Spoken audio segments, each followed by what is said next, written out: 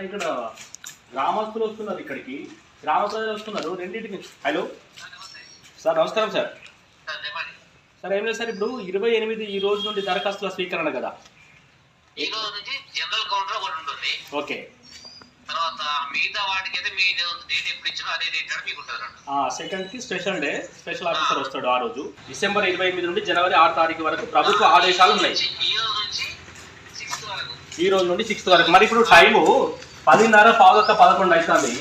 ఇక్కడ తాళాలు వేసి పెట్టిరు, దానికి తాళాలు వేసి పెట్టిరు. ఇక్కడ కనీసము ఇక్కడ దరఖాస్తుల స్వీకరణ చేసుకోవడానికి ఎవరు కూడా లేరు. ఇక్కడ అన్నిటికీ తాళాలు పెట్టేసి మరి ఇక్కడ అప్లికేషన్ తీసుకోవడానికి, దరఖాస్తులు తీసుకోవడానికి ఇక్కడ ఎవరైనా ఒక బాధ్యతలు అయితే ఉండాలి కదా.